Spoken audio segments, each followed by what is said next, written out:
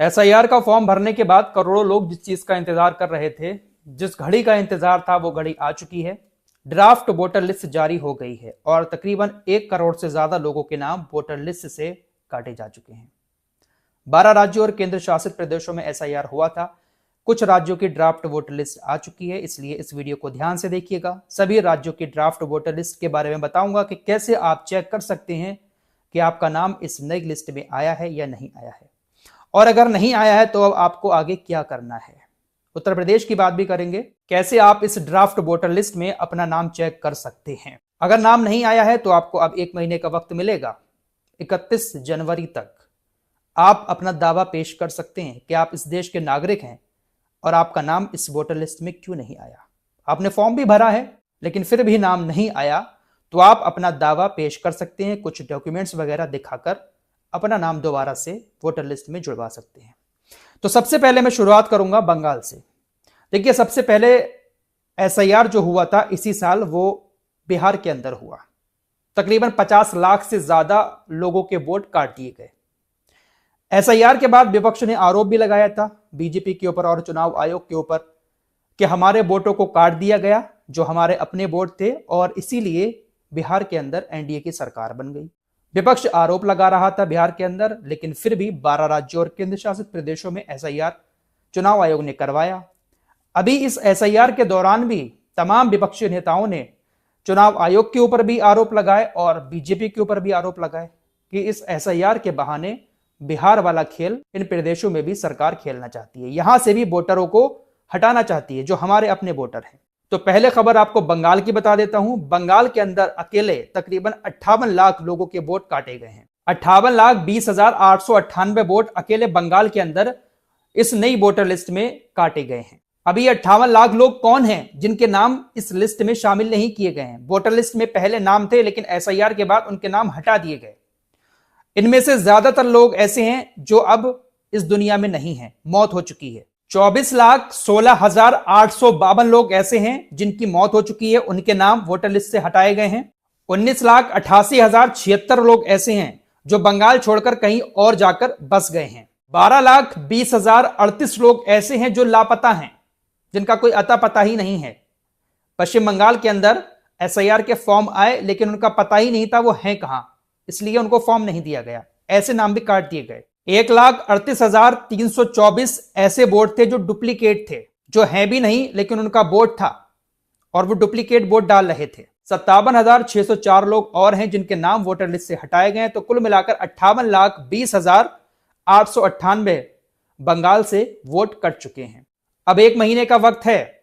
जिन लोगों ने फॉर्म भरे हैं और उनका नाम नहीं आया है किसी वजह से, तो वो आपत्ति दर्ज करा सकते हैं। उनको अपने कुछ दस्तावेज दिखाने पड़ेंगे और दोबारा उनका नाम वोटर लिस्ट में जोड़ दिया जाएगा। राजस्थान की बात कर लेते हैं। राजस्थान में भी तकरीबन 42 लाख लोगों के वोट काटे गए हैं। राजस्थान के ड्राफ्ट वोटर लिस्ट के बारे में बताने से पहले आपको पश्चिम बंगाल के बारे में बता देना चाहता हूं कि अगर आप भी अपना नाम ड्राफ्ट वोटर लिस्ट में चेक करना चाहते हैं तो लिंक मैं डिस्क्रिप्शन में डाल दूंगा वेबसाइट का। उस वेबसाइट पर क्लिक करेंगे आप तो आप ड्राफ्ट वोटर लिस्ट चेक करने वाले पेज पर पहुंच जाएंगे। वहां पर आप अपना ईपिक नंबर, जो आपका फॉर्म मिला होगा एसआईआर का, उस पर ईपिक नंबर लिखा होगा, उस ईपिक नंबर को डालकर आप चेक कर सकते हैं कि आपका नाम वोटर लिस्ट में आया है या नहीं आया है। एसआईआर के बाद राजस्थान की भी ड्राफ्ट वोटर लिस्ट जारी हो चुकी है। 41,85,000 लोगों के वोट काटे गए हैं। अब इनमें भी वही सब है, कुछ लोग लापता हैं, कुछ लोग इस दुनिया से चले गए, कुछ डुप्लीकेट वोट्स हैं या कुछ और वजह से लोगों के नाम नहीं आए हैं। तो नोटिस वगैरह अगर पहुंचेगा घर पर, और अगर नहीं भी पहुंचता है तो आप लिस्ट को चेक करने के बाद आपत्ति दर्ज करा सकते हैं कि आप असली वोटर हैं लेकिन आपका नाम वोटर लिस्ट में नहीं आया, तो आप आपत्ति दर्ज करा सकते हैं बीएलओ से मिलकर। चेक कैसे करना है उसका लिंक भी मैं डिस्क्रिप्शन में डाल दे रहा हूं। लिंक पर क्लिक करेंगे, वेबसाइट खुलेगी, वहां पर आप अपना ईपिक नंबर डालेंगे और आप वहां से चेक कर सकते हैं, राजस्थान के लोग भी, कि आपका नाम इस ड्राफ्ट वोटर लिस्ट में आया है या नहीं आया है।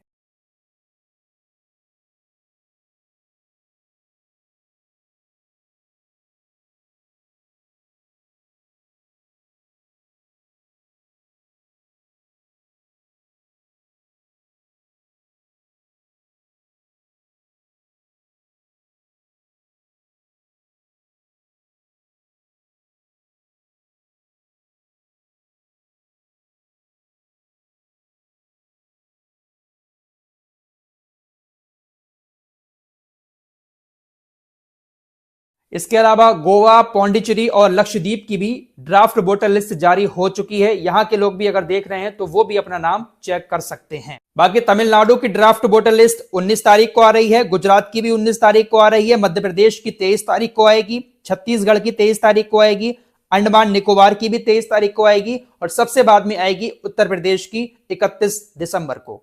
उत्तर प्रदेश में भी अभी लाखों लोग रह गए हैं जिन्होंने एसआईआर का फॉर्म नहीं भरा है या किसी वजह से उनका फॉर्म अभी नहीं भर पाया है, इसीलिए डेट काफी आगे बढ़ाई गई है।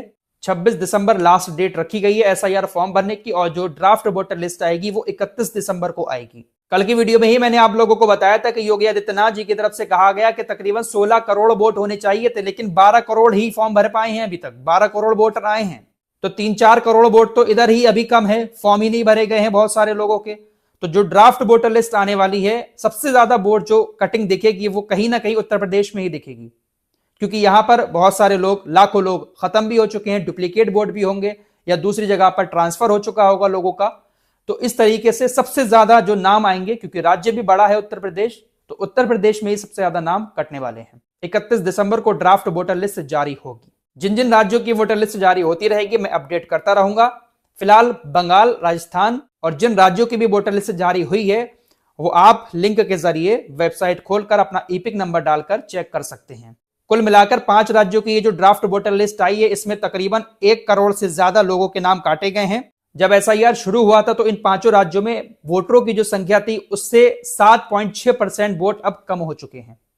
अब ये वोट कौन सी पार्टी के थे, किसके समर्थक थे, वो तो कहा जाना बहुत मुश्किल है, लेकिन जो विपक्षी पार्टियां हैं वो बीजेपी के ऊपर, चुनाव आयोग के ऊपर आरोप लगाती हैं कि ये जो वोट काटे जाते हैं इसमें ज्यादातर वोट हमारे होते हैं। फिलहाल चुनाव आयोग की तरफ से लगातार यही कहा जा रहा है कि ये कोई ऐसी प्रक्रिया नहीं है किसी पार्टी को नुकसान पहुंचे इससे, ये सिर्फ और सिर्फ वोटर लिस्ट को साफ सुथरा बनाने के लिए है, क्योंकि जो लोग दुनिया से ही जा चुके उनके नाम भी वोटर लिस्ट में होते हैं, फर्जी वोट बने हुए होते हैं, इसी वजह से ये एसआईआर कराया जाता है।